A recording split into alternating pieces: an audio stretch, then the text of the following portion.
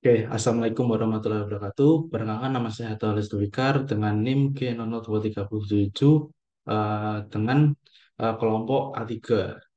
Nah, pada kesempatan kali ini saya akan mempresentasikan laporan anatomi blok 2.1 saya. Oke, nah yang pertama adalah mekanisme ereksi dan ejakulasi. Nah, pertama-tama sebelum kita mengetahui mekanisme ereksi dan ejakulasi, kita kan harus bisa membedakan apa sih perbedaan antara mekanisme ereksi dan ejakulasi. Nah, perbedaan yang paling mencolok itu adalah eh, serabut sarafnya. Untuk mekanisme ereksi itu menggunakan serabut saraf parasimpatis dengan sentrumnya yaitu NEL CLMS S2 sampai S4. Sedangkan ejakulasi itu menggunakan persarafan dari serabut saraf simpatis dengan sentrumnya yaitu NEL CLMS L1 sampai L3.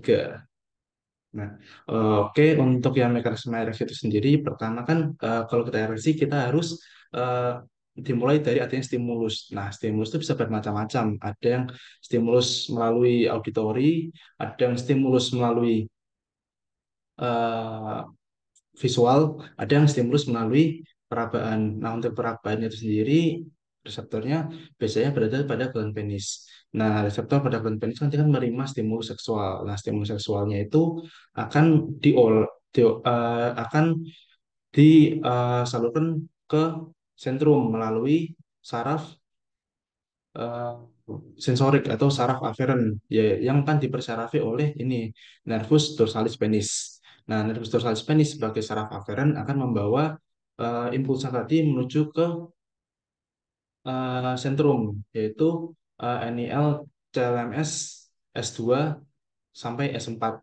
Nah, dari situ akan diolah dan akan eh, disalurkan menuju ke serabut eferen yang akan dipersarafi oleh nervi ericanthus. Nah, nervi ericanthus ini akan membawa responnya tadi menuju ke efektor. Nah, untuk mekanismenya efektor itu sendiri, yang pertama untuk ereksi itu akan diawali oleh dilatasi atau relaksasi dari corpora cavernosa yang dilatasi dari corpora cavernosa yang akan diikuti oleh dilatasi dari arteri dorsalis penis dan juga arteri profunda penis. Nah, arteri profunda penis memiliki percabangan yang dinamakan arteri helicinae.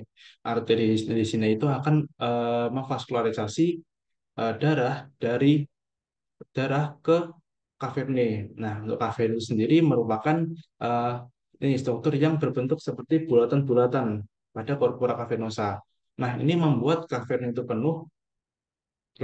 itu penuh dan tentunya corpora cavernosanya akan berdilatasi menjadi semakin besar dan mendesak dari fascia penis. Nah, setelah mendesak dari fascia penis, tentunya akan mendesak dari vena vena profunda penis, vena dorsalis profunda penis, dan mendesak dari vena-vena yang berada pada penis. Otomatis darahnya tidak akan bisa keluar karena venanya tertutup atau terpepet. Nah, itu yang membuat diameter dan juga ukuran penis akan em, mengalami penambahan selama masa ereksi. Nah, untuk selanjutnya adalah, oh ya, untuk ereksi itu sendiri akan diinhibisi oleh kebalikannya, yaitu saraf parasimpatis yang sentrum NEL CLMS L1 sampai L3. Nah, selanjutnya adalah ejakulasi. Nah, ejakulasi itu sendiri merupakan kelangsungan dari ereksi. Nah, untuk reseptor dari ejakulasi itu sendiri bisa bermacam-macam. Yang pertama dari kulit, gland penis, dan penuhnya ductus deferens. Nah, tadi penuhnya ductus deferens itu uh, akan dibawa oleh serabut saraf aferennya yang akan dipersarafi oleh nervus pudendus ke sentrum yaitu NEL CLMS L 1 sampai L3 yang bersifat simpatis. Nah, setelah itu akan dibawa menuju ke efektornya. Nah, pada dasarnya kan ejakulasi itu terdiri dari dua kan, dua tahapan. Nah, yang pertama adalah emisi, yaitu eh, penyaluran atau pengeluaran substansia ejakulatoria dari organ interna ke uretra, dan ejakulasi yaitu pengeluaran atau penembakan dari uretra keluar. Yang pertama untuk yang emisi. Nah, untuk mekanisme dari emisi itu pertama diawali oleh dinding ductus deferens yang mengalami kontraksi sehingga mengeluarkan sel-sel sperma. Nah, selain dari ductus deferens yang kontraksi, ada eh, beberapa dinding otot glandula yang berkontraksi juga. Nah, diantaranya adalah glandula vesiculosa atau vesicula spinalis yang mengeluarkan sekret untuk menutrisi sperma. Nanti akan bermuara pada ductus ejaculatorius dan akan bersatu antara sel sperma dari ductus deferens dan sekret dari vesicula spinalis. Nah, itu terus eh, selain dari vesicula spinalis ada juga glandula prostat juga akan mengalami kontraksi dan mengeluarkan sekret sekret prostat. Nah, selain itu juga ada glandula bulboerectalis copri yang akan berkontraksi dan akan mengeluarkan sekret yang berupa mukus untuk yang berfungsi sebagai pelumas. Nah, setelah itu, setelah emisi terjadi, selanjutnya adalah ejakulasi. Nah, untuk mekanisme ejakulasi itu sendiri adalah kontraksi arteri Helisinae. Nah, akibat dari kontraksi Helisinae, otomatis eh, kaverne akan, eh, nah, dikarenakan adanya kontraksi dari arteriola Helisinae itu membuat suplai darah ke kaverne itu menjadi berhenti dan membuat kaverne itu akan menjadi kosong dan korpora cavernosanya akan menjadi mengecil, otomatis venanya akan tidak akan terjepit lagi dan darah akan keluar yang menyebabkan penisnya akan eh, mengalami flaccid atau loyo atau pengecilan ukuran.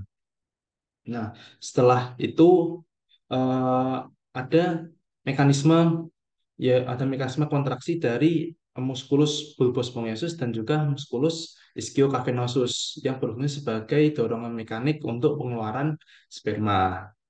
Oke, lanjut. Nah, ini di gambar ini aku ingin nunjukin aja mana sih musculus bulbocavenosus dan juga musculus ischiocavenosus. Ini yang di tengah ini adalah musculus bulbus spongiosus. Sedangkan yang di samping-samping ini merupakan musculus ischiocavernosus yang akan berperan sebagai eh, dorongan mekanik untuk pengeluaran sperma pada saat ejakulasi. Next. Selanjutnya ada glandula yang berperan pada ereksi dan ejakulasi. Nah, tadi sudah sempat aku singgung di slide sebelumnya. Pada intinya itu ada tiga glandula yang akan berperan pada saat ereksi dan ejakulasi. Nah, glandula yang pertama itu adalah ini. eh, glandula vesiculosa atau vesicula spinalis. Nah, pertama kita bahas dari letaknya dahulu. Nah, untuk letaknya glandula vesiculosa itu berada pada posterior dari vesika urinaria.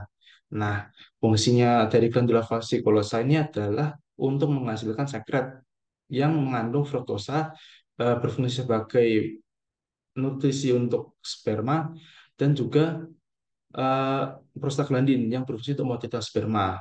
Nah, glandula ini akan bermuara pada ductus ejaculatorius yang sebagai tempat bersatunya dengan sel sperma yang berasal dari ductus deferens. Maksudnya ada glandula prostata atau kelenjar prostat. Nah, kelenjar prostat ini berfungsi eh berfung- nah, glandula prostat ini letaknya pada ureter pars prostatica. Nah, glandula prostata ini fungsinya adalah untuk menghasilkan sekret tipis, mungkin bentuknya kayak seperti susu gitu, yang bersifat alkalis, yang mengandung asam sitrat dan fosfatase asam. Nah, fungsi dari senyawa alkalis itu sendiri adalah untuk menetralkan suasana asam pada vagina. Nah, muara dari glandula prostata itu sendiri berada pada uretra prostatica, yang tepatnya berada pada struktur yang dinamakan sinus prostaticus. Oke, selanjutnya yang terakhir ada yang namanya glandula bulboerectalis cowperi. Nah, glandula bulboerectalis atau glandula Cowper ini terletak pada diafragma urogenitalis atau spasium perineum profundum. Nah, di glandula puboretralis itu sendiri merupakan glandula yang berfungsi untuk menghasilkan sekret berupa mukus yang berfungsi untuk eh, pelumas pada saat koitus atau hubungan seksual. Nah, untuk muaranya itu sendiri, muara dari glandula bulboerectalis itu terdapat pada uretra pars spongiosum. Oke, next. Nah, ini mungkin glandula bulboerectalis. Ini ini akan bermuara pada ini, muara ductus glandula bulboerectalis yang berada pada uretra pars spongiosum.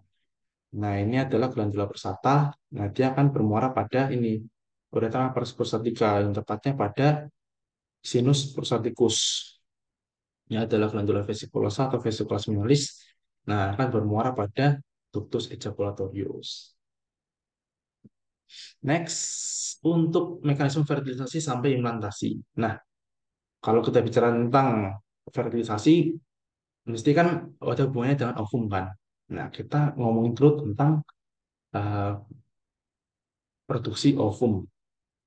Si ovum itu dimulai dari struktur ovarium. Nah, struktur ovarium itu terdapat sebuah bolongan-bolongan ya, kayak semacam bolongan-bolongan yang itu merupakan sel folikel yang merupakan folikel ovarium. Nah, di sini juga terjadi pematangan dari ovarium itu sendiri, mulai dari folikel primordial, folikel primer, sekunder, sampai ke folikel yang matang atau folikel tegraf. Nah, di perkembangan folikel ini juga terjadi perkembangan ovum, bisa disebut dengan oogenesis, yang dimulai dari oogonium, mitosis menjadi primer. Nah, oosit primer itu akan meiosis satu menjadi oosit sekunder. Nah, oosit sekunder itu akan keluar dari folikel tegraf, dari ovarium pada hari ke-14 pada hari ke-14 eh, pada siklus menstruasi hari ke-14. Nah, di hari ke-14 itu akan keluar yang dinamakan dengan fase ovulasi. Nah, fase ovulasi itu akan keluar dari ovarium. Nah, oosit sekunder yang keluar dari ovarium itu akan ditangkap oleh Fimbria tuba-uterina. Nah, Fimbria tuba-uterina dia menangkap dari oosit sekunder yang jatuh atau yang keluar dari ovarium. Langkap dimasukkan ke tuba uterina lewat ostium abdominale tuba uterina. Nah, selanjutnya tadi uh, folikel yang oosisnya sudah keluar akan membentuk corpus luteum. Nah, corpus luteum ini kita asumsikan bahwa akan terjadi sebuah fertilisasi.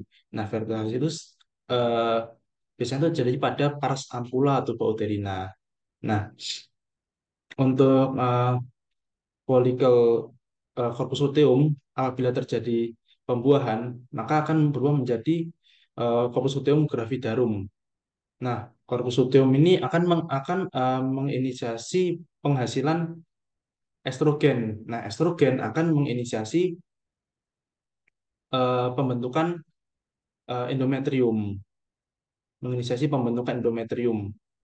Nah, setelah tadi terjadi fertilisasi, zigotnya akan bergerak menuju ke ini endometrium dan akan terjadi nidasi atau implantasi. Nah, di endometrium ini zigotnya akan berkembang dan mendapatkan nutrisi dari vaskularisasi. Nah, akan berkembang menjadi janin sehingga siap dikeluarkan.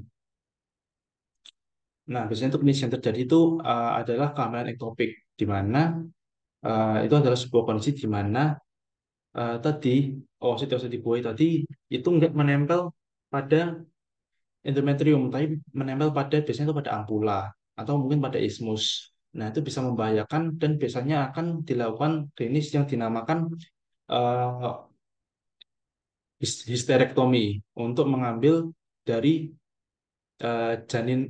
dari embrio yang menyangkut pada ampula atau ismus. Histerektomi atau salpingektomi. Itu, merupakan sebuah, nah histerektomi atau salpingektomi itu sendiri merupakan sebenarnya ada tiga, oophorectomy, histerektomi, dan juga satunya lagi salpingectomy. Nah, pertama oophorectomy itu merupakan pengambilan tomi itu kan ektomi itu merupakan pengambilan kan. Nah, kalau oophorectomy itu merupakan pengambilan dari ovariumnya. Nah, dua salpingectomy pengambilan pada eh, tubuh uterinanya. Sedangkan untuk histerektomi itu pengambilan pada uterusnya. Nah, itu biasanya digunakan untuk mengambil eh, oosit yang mengambil embrio yang menyangkut pada ampula atau menyangkut di tubuh uterina yang terjadi penyakit yang dinamakan kehamilan ektopik. Oke, lanjut ke alur dan mekanisme berkemih. Nah, mungkin ini adalah gambaran skematis dari sistema urepoetika. Nah, sistema urepoetika itu sendiri terdiri dari empat organ. Yang pertama adalah ginjal, lanjut ke ureter, lanjut ke vesika urinaria, dan terakhir uretra. Oke, pertama ke ginjal dulu. Nah, di ginjal ini kan terjadi tiga tahapan kan, filtrasi, eh, reabsorpsi, dan juga akumentasi. Nah, filtrasi itu kan merupakan penyaringan dari darah kan. Nah, jadi pertama darah itu akan masuk ke glomerulus melalui arteriola efferent glomeruli. Nah, arteriola efferent glomeruli lanjut ke glomerulus untuk melakukan yang namanya filtrasi. Nah, filtrasi itu eh, kan darah kan merupakan eh, substansi yang besar kan. Jadi dia tidak bisa disaring oleh kapsula Bowman. Jadi dia langsung dikeluarkan setelah difiltrasi langsung dikeluarkan ke dikembalikan ke vena melalui arteriola efferent glomeruli. Arteriola efferent glomeruli. Nah, sedangkan untuk yang bisa masuk lewat kapsula Bowman itu akan mengalami proses reabsorpsi menjadi urin sekunder. Nah, urin sekunder akan mengalami augmentasi menjadi urin sesungguhnya. Nah, urin sesungguhnya itu akan ditampung di tubulus colectivus. Nah, tubulus colectivus itu sendiri akan melakukan anastomosis atau berkumpul pada apex piramida renalis. Apex piramidis renalis atau yang biasa disebut dengan papilla renalis. Nah, di papilla renalis itu sendiri terdapat sebuah struktur berbentuk seperti lubang-lubang yang disebut dengan foramina papillaria. Nah, foramina papillaria itu merupakan muara dari ductus papillaris ini yang berfungsi untuk menyalurkan eh, urin dari piramidis renalis ke kalix minor. Nah, di kalix minor akan dilanjutkan ke kalix mayor dan kalix mayor akan dilanjutkan ke pelvis renalis. Nah, dari pelvis renalis akan dilanjutkan ke ureter. Nah, ureter. Kita lanjut ke ureter. Nah, ureter itu sendiri merupakan seperti pipa yang menghubungkan antara ginjal dengan vesika urinaria. Nah, ureter itu enggak berjalan lurus-lurus saja, tapi dia kayak 2/3 yang berjalan lurus sampai dia akan memasuki vesika urinaria di mana dia akan berbelok menjadi lebih miring. Nah, fungsinya apa? Fungsinya adalah untuk mencegah terjadinya reflux urin ketika vesika urinarianya penuh. Jadi kalau reflux itu nggak sampai ke atas-atas banget lah. Nah, itu eh, oh ya, di ureter itu sendiri terdapat tiga penyempitan. Yang pertama di ureteropelvic junction atau hubungan antara ureter dengan pelvis renalis. Yang kedua pada saat ureter menyilangi bifurcatio arteriola communis di sini. Dan yang ketiga pada saat ureter memasuki vesicula seminalis. Nah, eh, oke, next ke nih. Nah, vesika urinaria. Nah, vesika urinaria itu merupakan sebuah organ struktur yang berfungsi untuk menampung urin. Nah, di vesika urinaria ini terdapat muskulus, dua muskulus. Yang pertama adalah musculus detrusor, yang ada di sini nih. Ini adalah musculus detrusor. Ini musculus detrusor. Nah, musculus detrusor itu sendiri merupakan suatu otot yang tersusun dari tiga lapis sel otot polos. Tiga lapis otot polos tersebut akan beranastomosis dan membentuk musculus detrusor. Nah, selain musculus detrusor terdapat musculus sphincter ureter internum atau musculus atau bisa disebut dengan musculus sphincter vesica yang berada di bawah ini. Nah, oke, selanjutnya untuk strukturnya di tunika mucosanya itu ada sebuah segitiga, segitiga garis segitiga khayal yang disebut dengan trigonum vesica leotaudi. Untuk di titik sudut bagian atasnya atau bagian superiornya ada dua lubang yang dinamakan dengan ostium ureteris yang merupakan muara dari ureter yang dihubungkan dengan pelika interureterika. Sedangkan yang di bagian bawah itu ada ostium uretra internum. Di kolom vesikanya terdapat di kolom vesikanya terdapat lubang yang dinamakan ostium uretra internum. Dan di belakangnya terdapat struktur yang dinamakan uvula vesica. Nah, oke, next ke uretra. Nah, yang terakhir adalah uretra. Uretra sendiri itu terdiri dari empat pars. Yang pertama adalah pars preprostatika yang ada di bagian atas ini. Pars preprostatika ini merupakan pars di antara vesika urinaria dan glandula prostat. Nah, pars preprostatika ini sepanjang 1 cm dan itu terdapat sebuah struktur yang dinamakan tadi musculus sphincter vesica atau musculus sphincter uretra externum yang dapat membuka tutup. Nah, fungsinya musculus sphincter uretra internal atau musculus sphincter vesica itu melakukan buka tutup itu adalah fungsinya untuk yang pertama adalah untuk pengisian dan pengosongan vesika urinaria dan fungsi yang kedua adalah supaya saat ejakulasi spermanya tidak masuk ke vesika urinaria. Oke, next ada uretra pars prostatica. Nah, uretra pars prostatica ini eh, sepanjang 3 sampai 4 dan itu menembus dari glandula prostata atau kelenjar prostat. Nah, di sini ini terdapat beberapa struktur yang sudah aku jelasin tadi. Salah satunya adalah sinus prostaticus dan juga muara dari glandula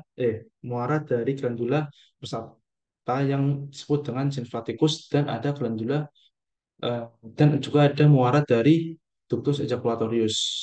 Itu Claustium ductus ejaculatorius. Nah, selanjutnya adalah uretra pars membranosa.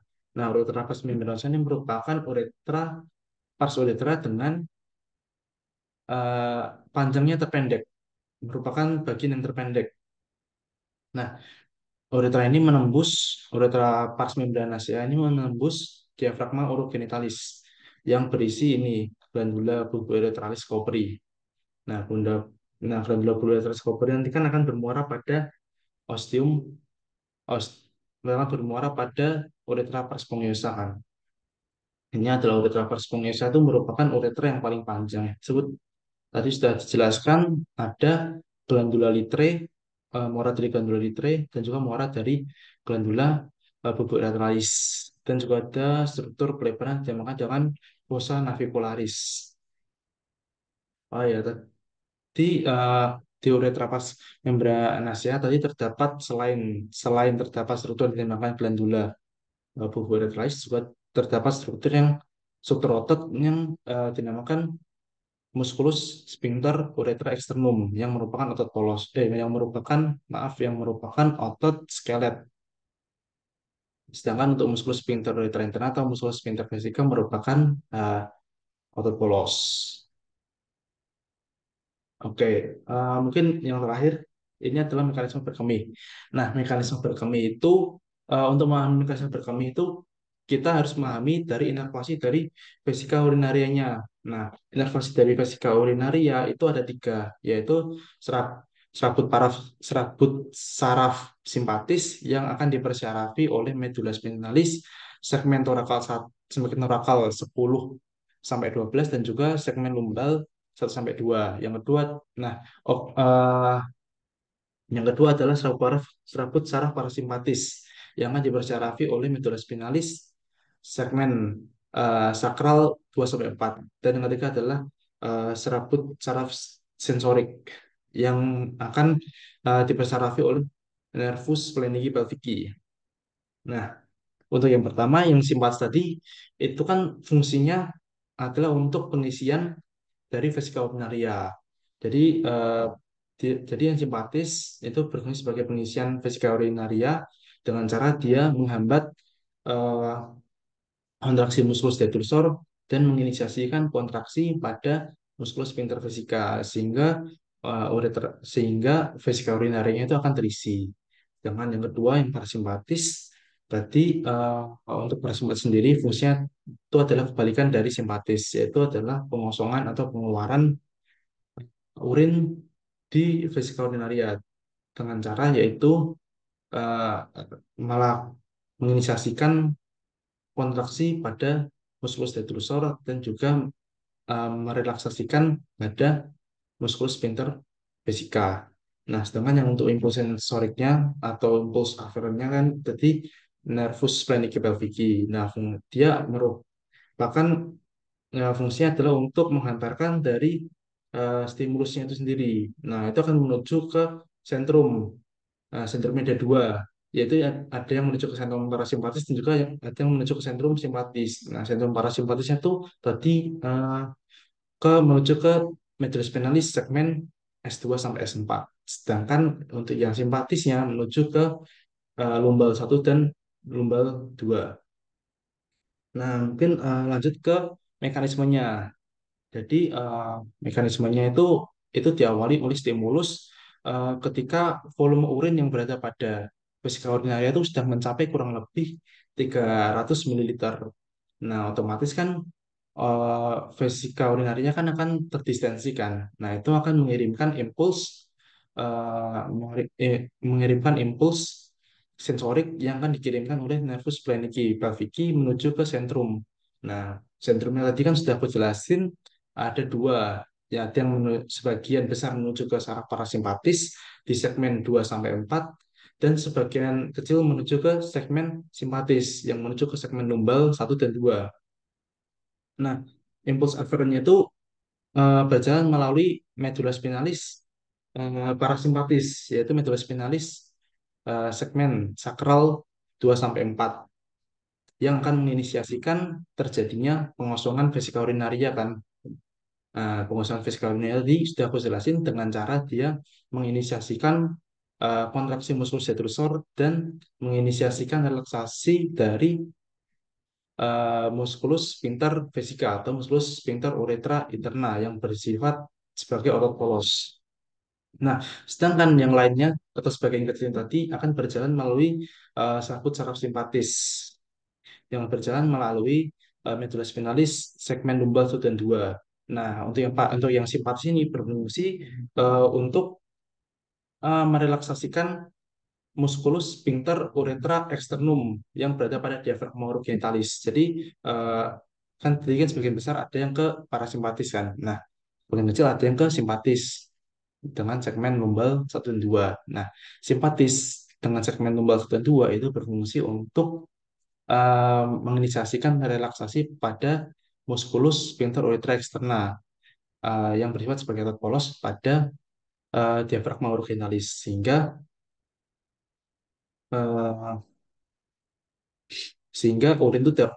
sehingga urin itu dapat keluar. Eh, oke, mungkin itu saja dari aku. Eh, terima kasih karena sudah mengikuti. Assalamualaikum warahmatullahi wabarakatuh.